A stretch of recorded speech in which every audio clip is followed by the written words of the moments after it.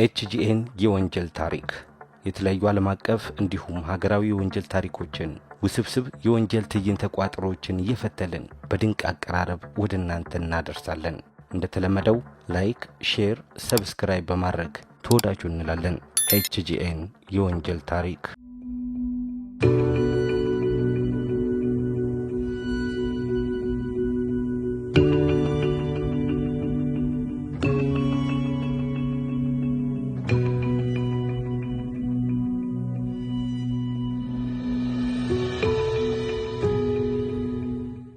ሕይወት ፈርጀ ብዙ ናት። ለአንዳንዱ ሁሉ ነገር አልጋ በአልጋ ይሆንለትና የሕይወትን ውጣ ውረድና ፈተናዎች እንዲሁ እንደ ቀልድ ያልፋቸዋል። ለአንዳንዱ ደግሞ ዳገት ሆና ስኬት እንደ ህልም ርቃ ዘመናቸውን በመከራ ዙሪት ውስጥ ይባክናሉ። ነገር ግን ጥቂቶች በዕጣ ፈንታቸው ላይ ያምጻሉ። ለዚህም ሲሉ ሕገወጥ በሆነ የወንጀል ጥልፍልፍ ውስጥ ዘው ብሎ ይገባሉ። በዛሬው የወንጀል ታሪካችንም ከከፋ የድህነት ሰቆቃ ወደ ተጽዕኖ ፈጣሪ ባለጸጋነት ስለተሸጋገረ ግለሰብ እናወጋቸዋለን።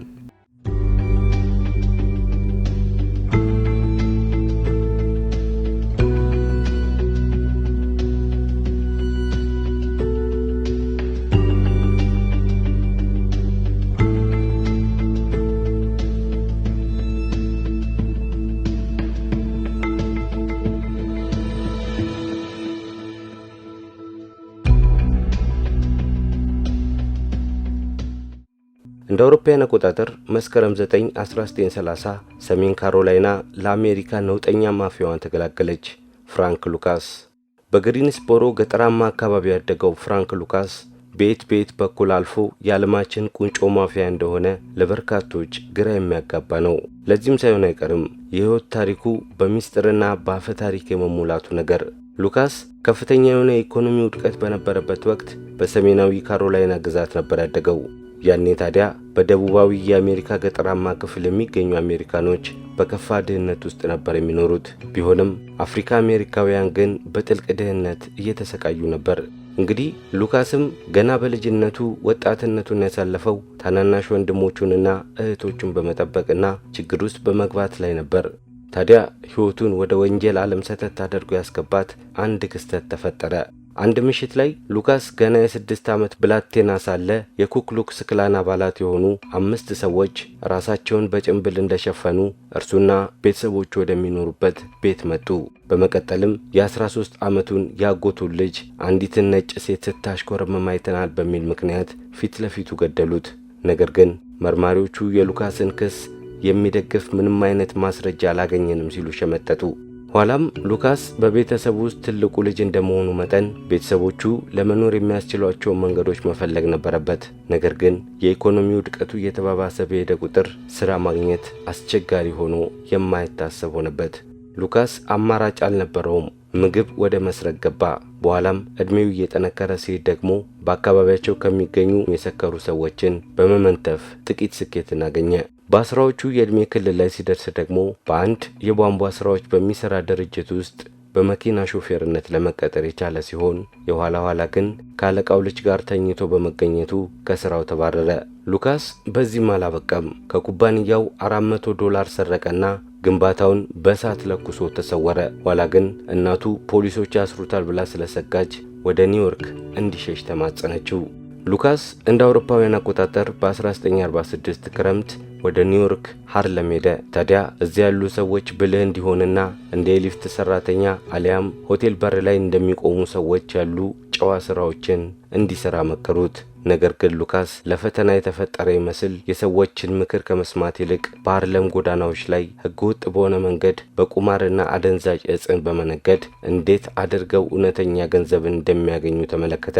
ኋላም በእያንዳንዱ ወንጀል ምክንያት የበለጠ ደፋርና ጨካኝ ሆነ።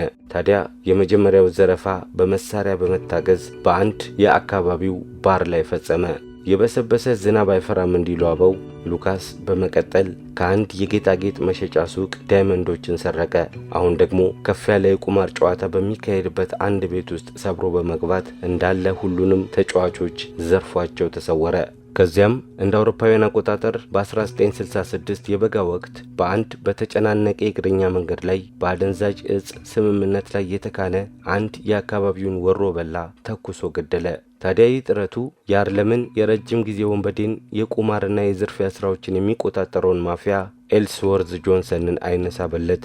እዚህ ላይ የሉካስ ሕይወት ወደ ወንጀል ጥልቅ ብሎ መግባቱ እርግጥ ሆነ። በ20ኛው ክፍለ ዘመን እጅግ አትራፊ ከሆኑ የወንጀል ድርጊቶች ውስጥ አንዱን መፍጠር ቻሉ። ታዲያ እንደ አውሮፓውያን አቆጣጠር በ1968 ጆንሰን የሃርለምን ቁጥጥር እንዲሁ ያለ ውሳኔ ለምርጫ ትቶ ይችን ዓለም ተሰናበተ።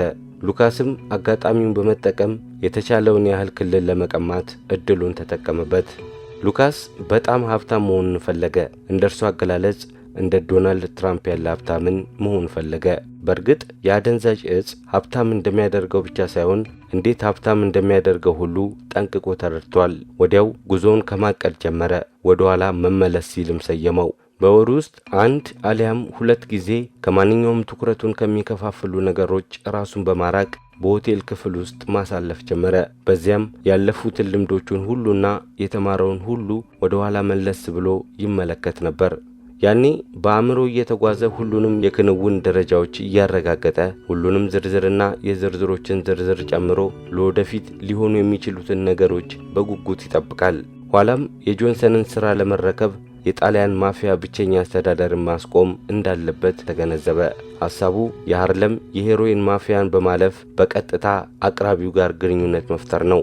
እንደሚታወቀው እንደ አውሮፓውያን አቆጣጠር በ1968 የቪየትናም ጦርነት ለበርካታ ዓመታት ሲካሄድ ቆይቷል። ታዲያ የአሜሪካ አገልግሎት ሰራተኞች ሄሮይንን ጨምሮ ለብዙ የተለያዩ ህገወጥ እጾች መጋለጣቸው የተለመደ ዕውቀት ነበር። እንግዲህ እነዚህ ሰራተኞች ሱሶቻቸውን ይዘው ወደ አሜሪካ ሲመለሱ አዳዲስ ምንጮችን መፈለጋቸው የማይቀር ነበር። እንደ አውሮፓውያን አቆጣጠር በ1960ዎቹ መገባደጃና በ1970ዎቹ መጀመሪያ ላይ አደንዛዥ እጽ በአብዛኛው ትላልቅ የአሜሪካ ከተሞች ተስፋፍቶም ነበር።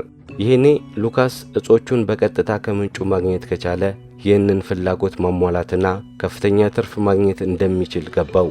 እናም ወደ ደቡብ ምስራቅ ኤስያ ለመጓዝ ወሰነ።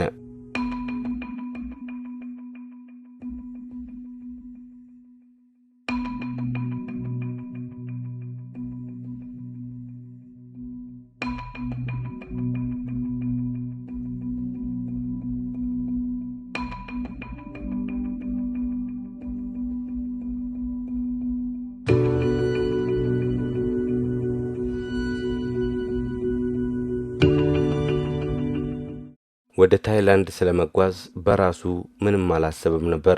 በሚገርም ሁኔታ ስለ ሀገሪቷ የሚያውቀው ነገር ጥቂት ነው።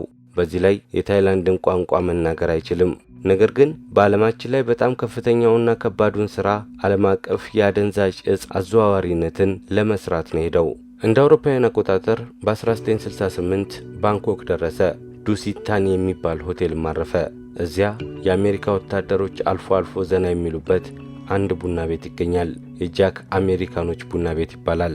በዚያም አቲንክሰን ሌዝሊ የሚባል ሰው ተዋወቀ።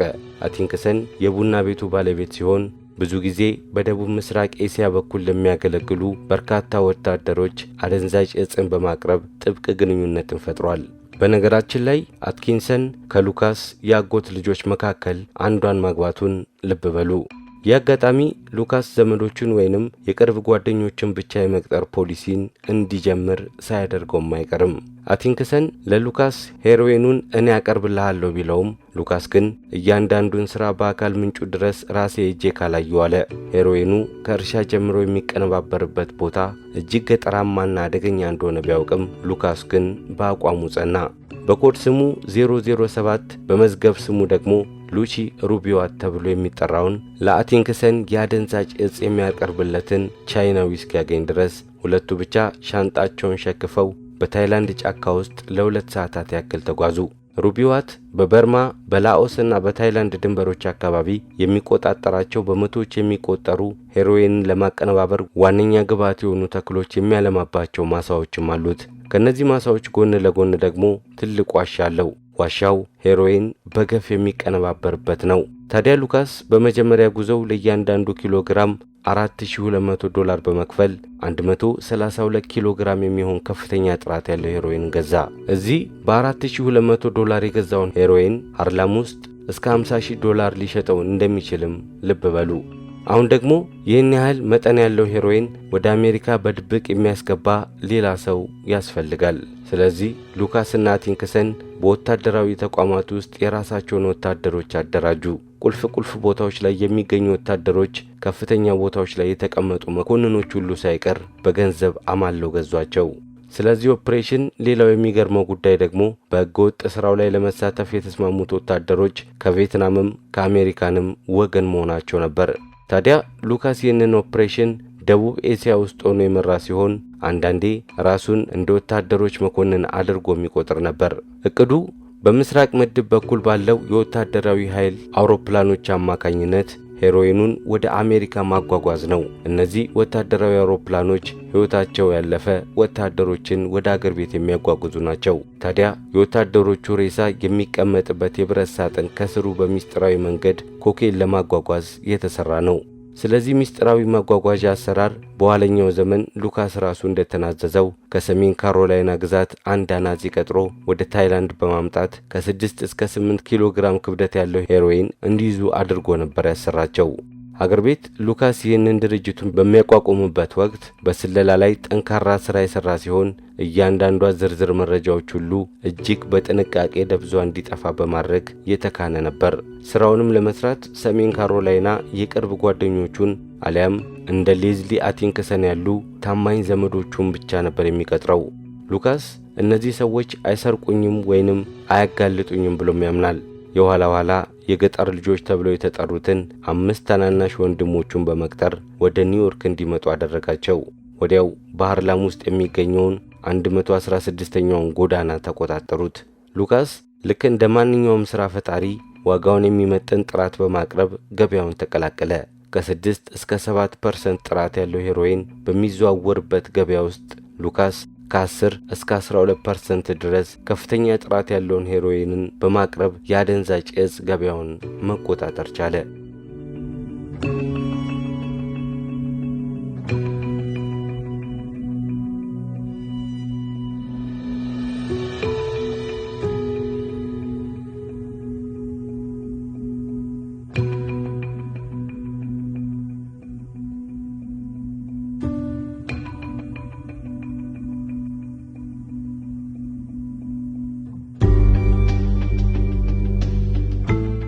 ሉካስ እንዳቀደው ሁሉ ገንዘብ እንዲሁ ወደ ሕይወቱ ዘነበለት። በቃ ለሚያየው ሰው ሁሉ እንቅስቃሴው በየቀኑ ሚሊዮን ዶላሮችን እንደሚያስገባ ያሳብቅበታል። ሁሌም ቢሆን ገንዘቡን መደበቂያ ቦታ ሲያጣ ሚሊዮን ዶላሮችን በትልልቅ ሻንጣዎች ተሸክሞ በሮንክስ ወደሚገኝ ባንክ በመሄድ ማከማቸት ያዘ። የኋላ ግን የባንኩ አስፈጻሚዎች ወደ 200 የሚጠጉ የባንኩን ሚስጥራዊ አሰራሮች ለወንጀል በመዋል ጥፋተኛ ተብለው ተከሰሱ።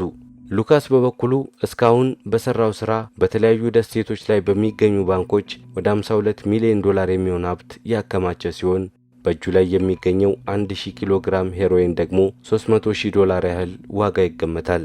ታዲያ ሉካስ ገንዘቡን ሕጋዊ ለማስመሰልና አይነኬ ሆኖ ለመቆየት ያስችለኛል በሚል ተስፋ እንደ ነዳጅ ማደያና ጎማ መሸጫ ያሉ የሥራ ዘርፎች ላይም ተሰማራ።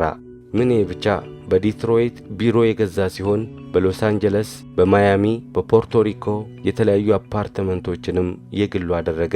ወደ ሰሜናዊ ካሮላይና በመጓዝም ወደ 300 የሚጠጉ ላሞችና ኮርማዎችን የሚያረባበት ፓራዳይዝ ቫሊ ብሎ የጠራውን ሰፊ ቦታ በእጁ አስገባ። የሉካስ ሕይወት እጅግ በንዋይ የተንበሸበሸ እየሆነ ሲሄድ በኒውዮርክ ውስጥ ከሚገኙ ታዋቂ ሰዎች መካከል አንዱ መሆኑ አልቀረለትም። ከዚህ በተጨማሪም ከአንዳንድ ታዋቂ ሰዎች ጋር በተለያዩ ቦታዎች መታየትና ጥብቅ ግንኙነትም መመስረት ጀመረ። እንደ ጆይ ሉዊስ ካሉ ስመጥር አትሌቶች ጋር፣ እንደ መሐመድ አሊ ካሉ ዝነኛ ቦክሰኞች ጋር እንዲሁም በመዝናኛው ኢንዱስትሪ ውስጥ ስማቸውን በቀዳሚነት ከሚጠሩት ከጄምስ ብራውን፣ ቤሪ ጎርዲ፣ ዲያና ሮዝ ከመሳሰሉ ዝነኞች ጋር በሞቃታማው ሞንታና ክለብ ብዙ ጊዜ ይታያል።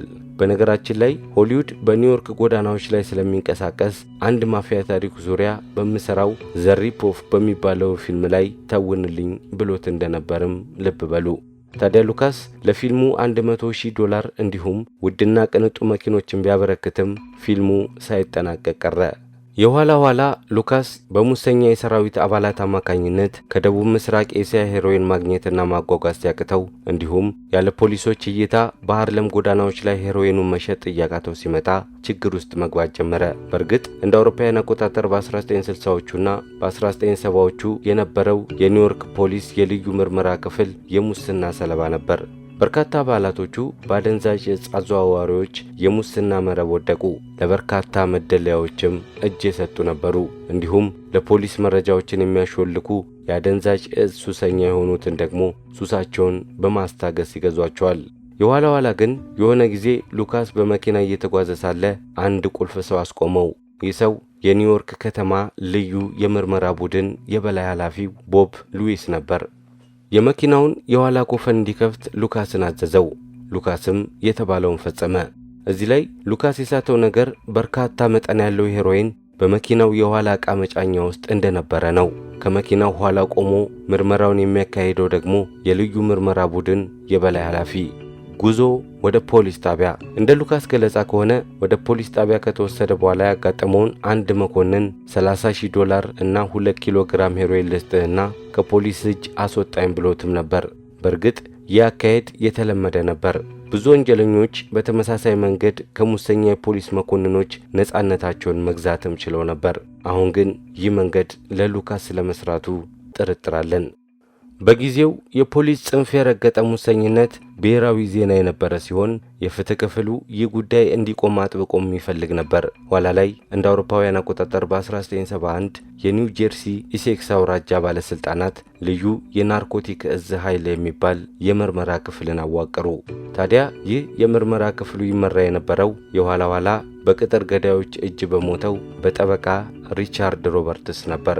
ከሲቶን ሃል ዩኒቨርሲቲ በሕግ ትምህርት የተመረቀው ሮበርትስ የቀድሞ የአሜሪካ ባህር ኃይል አባልም የነበረ ሲሆን እንደ አውሮፓውያን አቆጣጠር በ1963 ጀምሮ በኢሴክስ አውራጃ መርማሪ ፖሊስ ሆኖም አገልግሏል።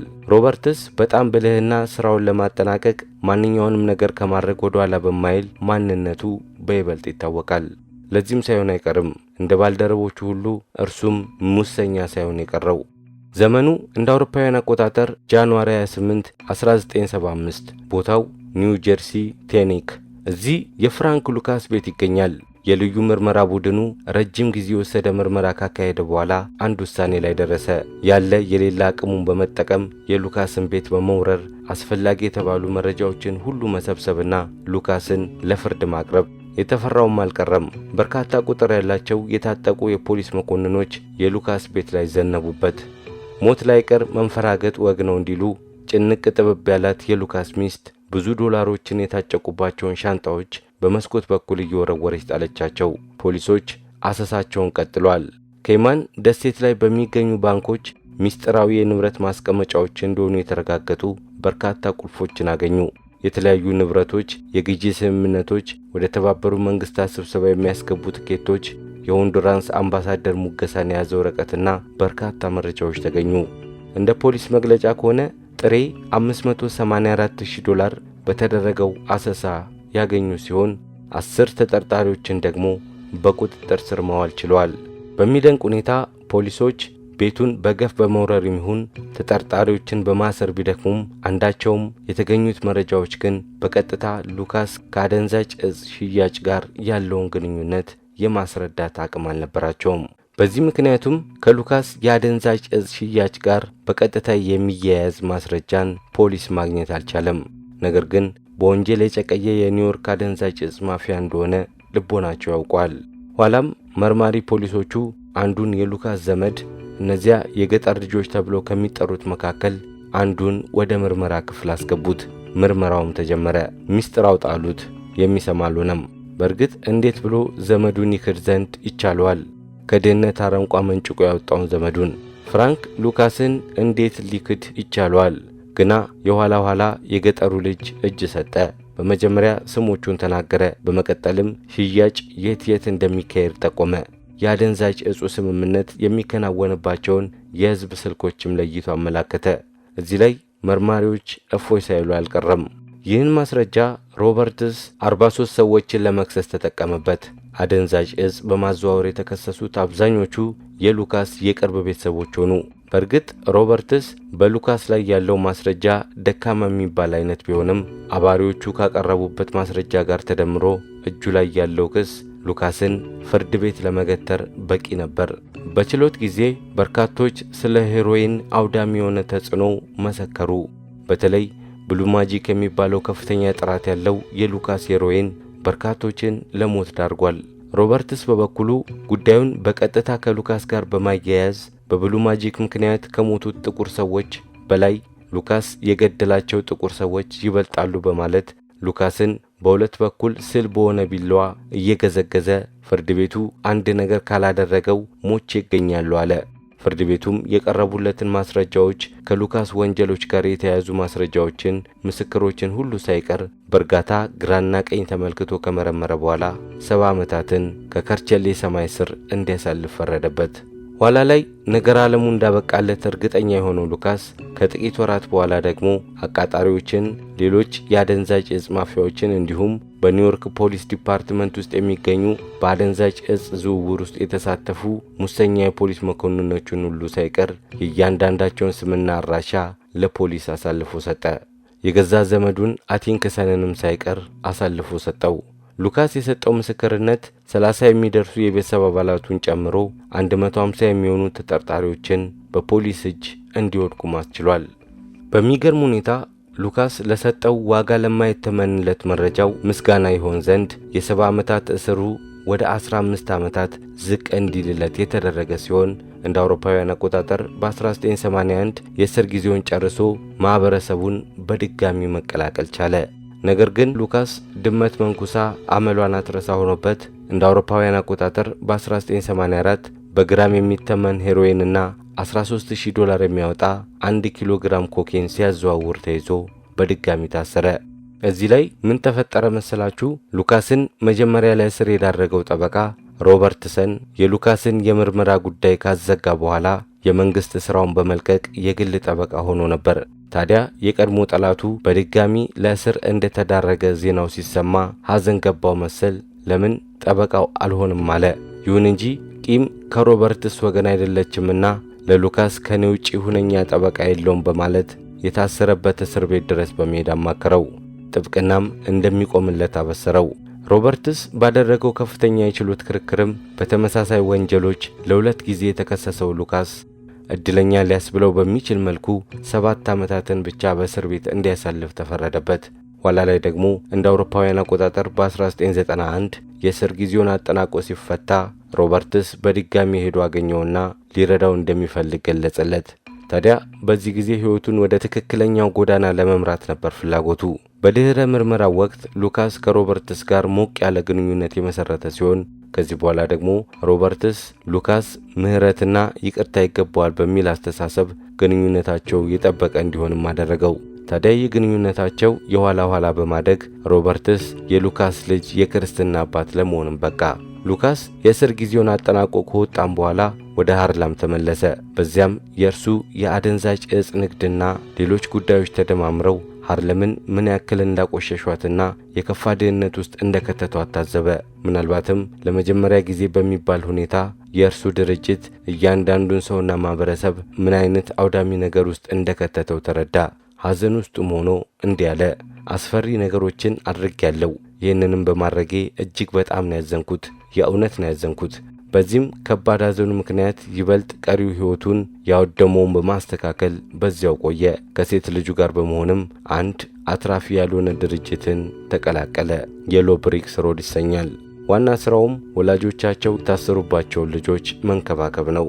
መቼም ዞሮ ዞሮ ከቤት ኖሮ ከመሬት ነውና እንደ አውሮፓውያን አቆጣጠር በሜ 30 2019 ኒው ጀርሲ ሴዳር ግሮቭ ውስጥ ፍራንክ ሉካስ በተፈጥሯዊ መንገድ በሞት ተለይቷል።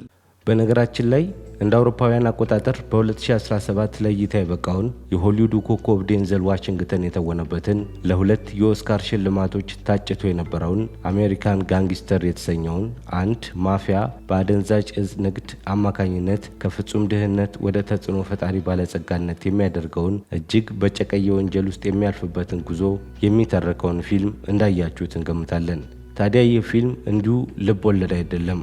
ይልቁንም በአደንዛዥ እጽ የአሜሪካንን ራስ ምታት በየጊዜው ከፍ ሲያደርግ የነበረው ኋላም ለበርካታ ዓመታት ዘብጥያ የተወረወረው የሃርለሙ ማፊያ የገሃዱ ዓለም ታሪክ ነው። አበቃን።